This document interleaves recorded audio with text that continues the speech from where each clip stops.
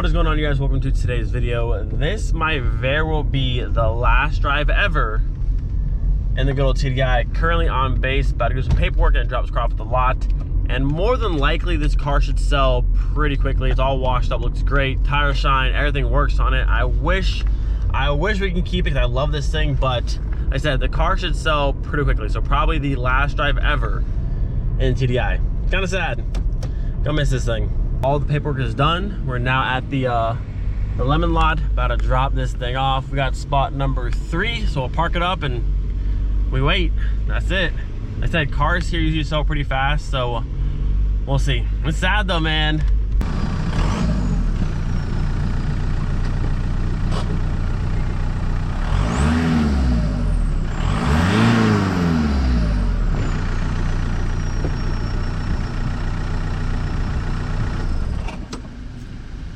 Boy, she looking good.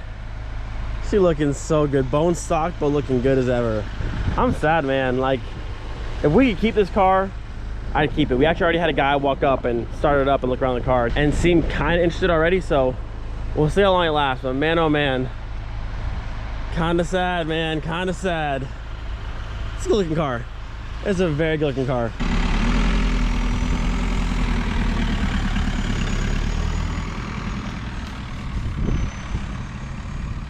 We've been here, no lie. I parked the car and 30 seconds later, this guy's like, hey, selling that wagon, and now he's test driving it. So it might already be gone. All right, so the guy said he is very interested in the wagon. So it's a good sign. He wanted with his wife to bring her back into the car as well. He said he'll be in touch, so we'll see what happens. But I think the wagon might be gone today. We'll see.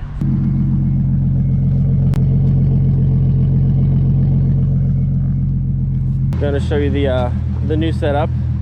Now it's a Skyline. Now it's a Skyline. Yeah, it came out great. Well done, sir. And now you go for a ride.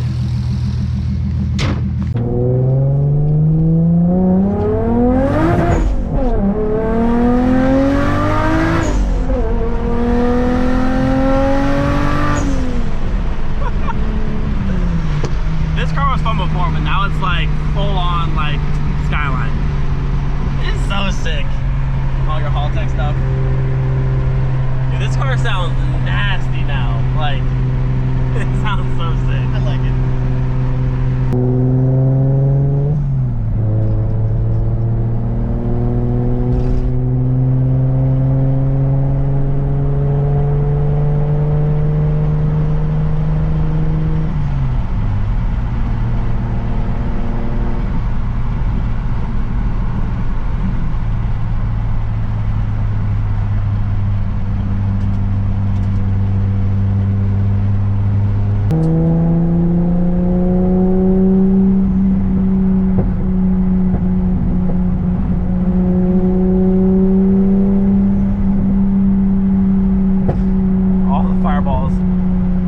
I can feel them right on my feet because that dump's right there.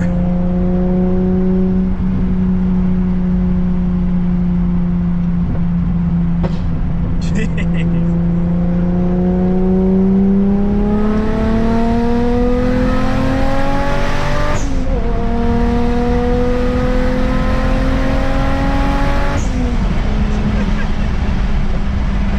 That thing sounds insane.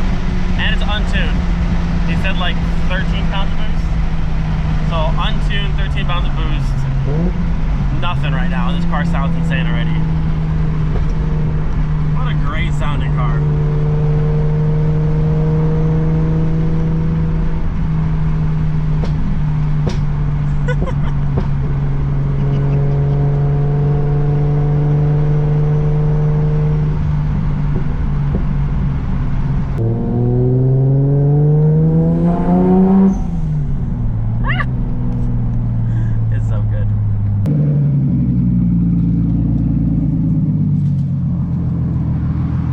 Good.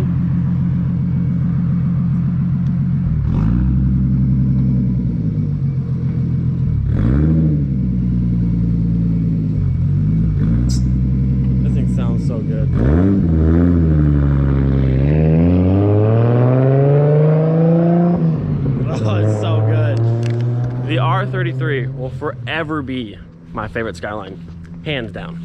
All right, so now hopping back into my wagon, heading back to work, and then later today we get home, we'll be diving into that car. You see that, boys and girls? The daily misty kind of cold rain is making its way back. It's only August right now, but I can already feel wintertime slowly creeping in, and I'm not excited. Anyways though, Corrado currently chilling in the garage since the TDI is currently not here. I've got a notepad to go through, write down everything that is wrong with the car, what we're gonna need, and this is also the list that the German TÜV gave them of everything that they marked off wrong for the car. Brakes are on there, battery tray, e-brake cable, the exhaust, a whole bunch of stuff. So we're gonna do a little once from the car, look at everything, make an entire list in English this time, and then hopefully get ordering parts soon, and then get all over this thing. On a side note though, how cool does it look seeing a Corrado with the rest of the cars? Now it's not my car, but for a little while I can live through this one. All right, so I've gone through and translated all this, and I'll read you what the actual German TÜV said about the car. Brake line corroded in the middle, which is the lines under the car, I believe. Front brake line corroded on left and right side. The rubber hose cracked left and right side. Fog light in the front not working, which was, I believe, this one he had said. Axle suspension, second axle left and right, rubber mounts damaged. I'm not sure if they're talking about the top mounts here for the rubber mounts or maybe further down. I'll have to double check on that one. Still rusted through on the right rear. That was the accident over there where it's rusted under the car a little bit, which I'm not fixing that at all. Rear silencer admissible not proven. That's the tooth for the exhaust they have on the car, which he's looking for right now. Content not okay when idling, which the car idles fine. I think it idles fine, so I'm not sure what they mean by that, but we'll take a look at it. O2 sensor not okay, increased idling speed, which again, the car idled fine, so we'll double check on these ones. Wheel brake first axle left free movement not sufficient, so maybe ball joint or something like that in the front suspension. Right rear wing damage, again, that's the accident on the back right side. Then we have environmental pollution, engine oil loss, the oil pan gasket down at the bottom, and then also the valve cover at the top, and then battery pole cover missing, or battery terminal cover missing, which I don't see why you would need a cover, but we'll get some covers and cover this one and cover that one, I guess. Call it the day. I thought he really said it was the tray, but the tray seems fine. It actually translates to battery terminal cover missing, which these cars didn't have one, so maybe we'll get like a battery cover box to cover the entire thing and cover it up, and that'll be good. But yeah, oil here, oil down below. A lot of the brake lines are rusted. We got some rubber issues with either the top mounts here or something further down, and then also probably ball joints and a lot of stuff to do. I also don't think these plug wires are the right ones. They look pretty much brand new, but I don't think this is the right style for his engine. I'll double check and see. Looks like there's a little bit of oil down under there. I'm also not on that list, but I noticed when I was over looking at the car. You can see we have some rust going on this side of the little fan shroud here, and there was, I thought, a slight leak on the bottom side of here. Some coolant from the radiator, maybe just a tiny little bit. We'll also check that out and make sure we're not leaking coolant from this thing. I'm gonna go ahead and pull the car forward, get it jacked up, take a look underneath.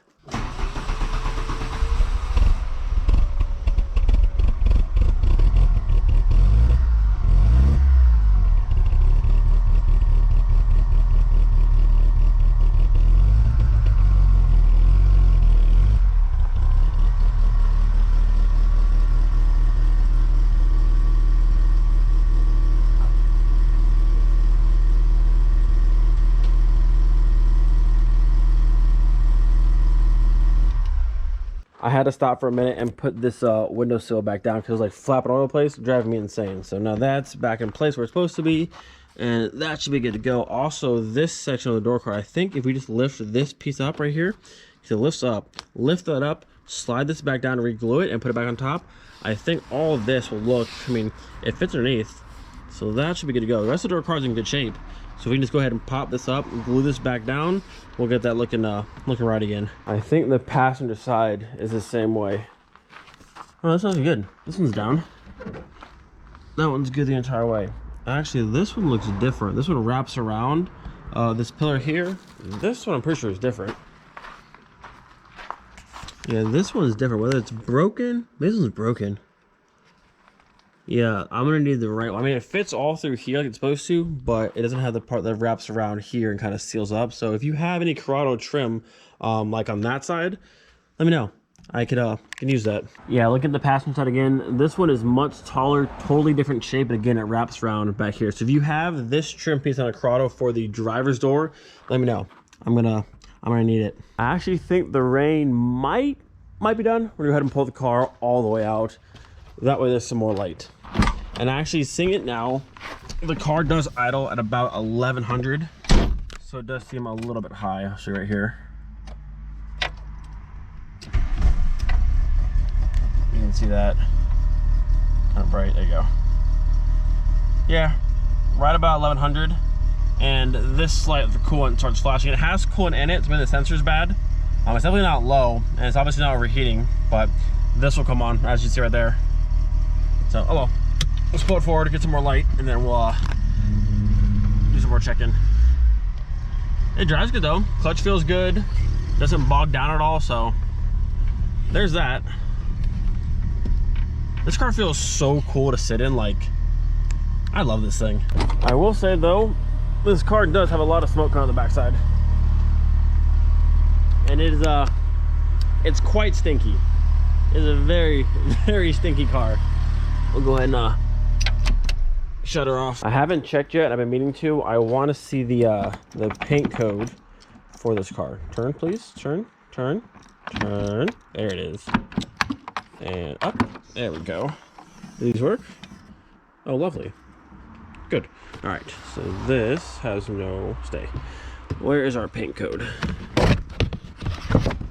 No.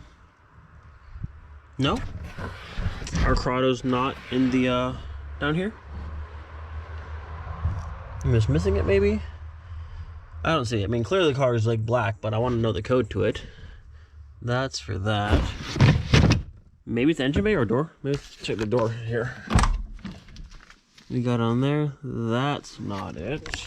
That's not it. Maybe it's on the engine bay. I don't know. Hold on. Stand by. I'm not sure what's out in a Corrado. Maybe it's missing it, honestly. It could be missing the sticker too.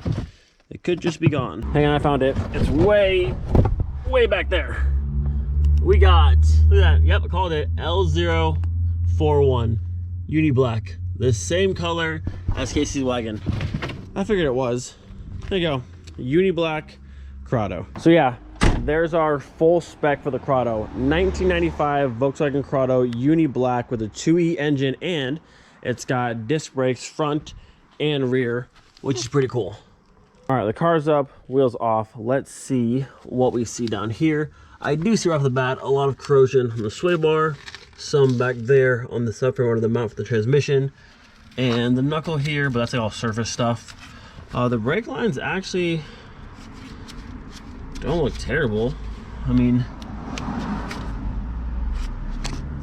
a little crack here, right? You can see that right there on the inside, right there. So I guess that's what they're mad about, but we'll replace that and we'll check the hard lines in a minute. But pads pretty much gone. Brake rotors look pretty toasted, so swap that, swap those, swap this brake line. And then what else we see down here? Our bushings and center control arm look to be torn right there. And then this one over here you can see as well. They're pretty cracked in there. So maybe we'll do, honestly, we probably just do all of this, honestly. Control arm with new bushings. We'll do the ball joint and down over here, swap that out and just refresh all this. Probably the best way to go. Let's see how the other side looks compared to this side. Probably the same thing. Yeah, rotor pretty toasted. Pads pretty much gone. So again, replace. Brake line, swap that out. Maybe control arm. Get all new bushings for this kind of stuff and just refresh everything down here. That way there's no question whether or not it's good or not. I do see some more corrosion on this side by the mount over there, but that might just all be service stuff. Oh yeah, look at that thing. That bushing there is cracked to pieces. So good thing controls for Mark IIIs are pretty cheap. So just swap the entire thing out, have the bushings in already ready to go, and just out, ball joint out, just refresh all of it. I do see over here some leakage all down the back side of the block here, which means that could be from the valve cover gasket up top, or there's another leak spot somewhere. Let's look under the front here and see what we see. All right, so under the trans looks to be pretty clean, which is good. Starter's looking kind of crusty. A lot of surface stress in this car. Yeah, all through here, here, and over there. I do see a lot of oil buildup down over here. You can see it's kind of like misted back. So probably do a new gasket for the oil pan and then an oil change along with that. Get that fixed up. This side looks pretty good to go, so not sure of that. Ooh, I do see that though, right there. See that back there? That is the same line that blew up on the Savoy. That's the high pressure line off the steering rack. And that thing's crusty, which means at some point, that's gonna go. We need to replace that. Because nothing sucks more than having hydraulic fluid just spraying all over the engine bay. So yeah, that probably needs to go. I can't see the top one, but yeah, I can see. I just know from experience, when it's like that, it rusts through a little pinhole and everything's ruined. So other than that, the rack looks to be okay. Can't quite see the bushings just yet. Have to adjust a little bit. Yeah, just a lot of rust spots on the subframe and around under here. But yeah, like I said, swap this out, swap the ball joint out, pads, rotors, get all that cleaned up, knocked out. That line needs to be replaced because otherwise I know for a fact that'll go. We'll swap out the oil pan gasket and the valve cover gasket, and hopefully with that, that gets us looking right in the front at least. All right, so taking a further look in the engine bay, if you look over here on the back side of the valve cover, you can see a whole bunch of oil down through there. So I'm assuming once we fix this valve cover gasket, that should clean the oil down there and all on this side and over here.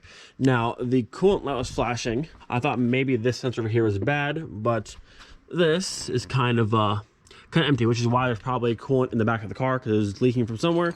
And if you look down by the radiator, kind of hard to tell, but down right in front of my finger, under the radiator, like under the sensor, you can see a little pool of coolant, like right there. And there's a little bit on that side as well. So possibly a crack in the radiator, maybe it's the hose itself. I'm not sure just yet.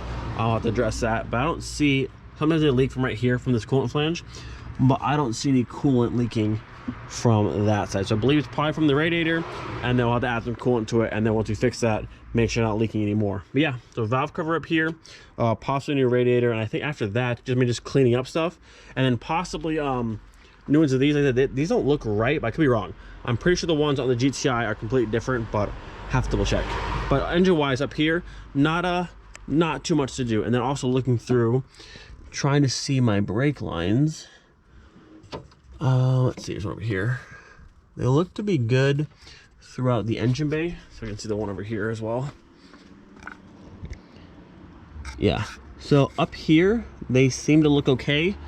I'll double check, but I don't see any cracks in those just yet. They all seem to look fairly in good shape, which is good.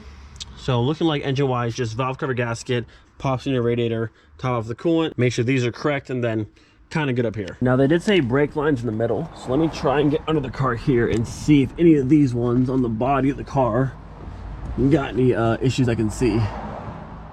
That section looks to be okay. Oh, this section looks to be clean, but I don't see any anything out of the ordinary. There is only one going to the back. Is it missing one? What? Maybe I'm mistaken here. I'm not quite sure. Maybe it's missing one. No, it can't be. Or is it? Also, now that I'm down here, the back side of the power steering rack is quite rusty. You can see over there. And same with like the sway bar here and some of this spot. And then, yeah, you can see that power steering line over there. It's just crusty as ever. That's gotta go. Actually, it's a different one. The one on the Savoy was this back one right here that broke. This one on this car is the front one. But either way, gotta replace that. Cannot have rusty high pressure lines because then it creates a huge mess and a giant problem. But yeah, that power steering rack doesn't look great. A little bit rusty. All right, so moving on to the backs of the car here, pretty much same sort as the front. We'll do the brake rotors, the brake pads, probably swap out this line right here so all the rubber lines are nice and fresh and new. Muffler, as you can see, brand new, nice and shiny. This line up here, the hard line, looks to be in good shape. Let's check the other side as well. See what we got going on over here. Probably the same thing. We'll do the same thing. Obviously, rotor, pad, knock that out, and the rubber line. Up here as well, this section through here looks to be okay. I know they said somewhere the brake lines were rotted out. What's underneath here? Ah, there it is. That is our rotted out section there. So this one only has, the Mark IIIs have two going back to the portioning valve. This one only has a single one going back to this valve here. But yeah, this front line, the single line from the front to the back, very, very clear right there. And this small line from this little like T-junction that goes from here to that way. Where's it go? Oh, here, both the bottom ones. So this comes in as one from the front of the car, tees off and goes to there and there, but this small one is also pretty crusty. So replace this, replace that. This one looks to be okay. These things on the fitting portion is a little bit crusty, but the line itself looks to be good. We're also going to be doing the new e-brake cables, so this one and that one. But other than that, it looks to be pretty much good down here. This car also has the built-in sway bar in the rear beam. Not all Mark IIIs have that, which is maybe this Corrado, but still not all solid beam cars have that, which is kind of cool. So yeah, line from the front of the car to the back of the car. This small line here, rotors, pads, and the rubber line. And the back of the car should be good to go. Also, that fuel filter looks a bit crusty and old. Probably should swap that out as well. But other than that, not too bad.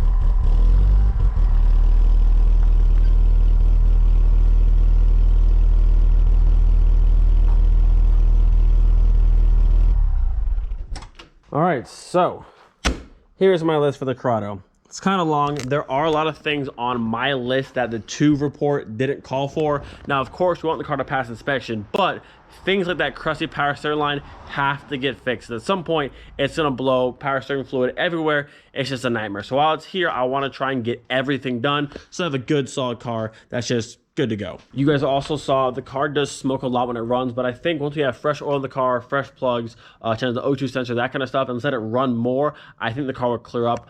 This TÜV report is from 3 months ago.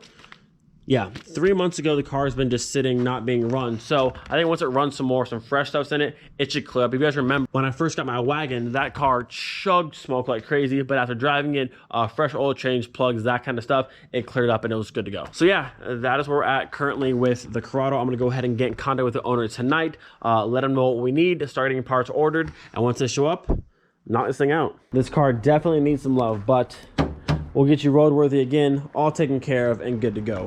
Hope you guys enjoyed today's video. Do not forget to be thankful for every single day. We'll see you guys next time. Peace.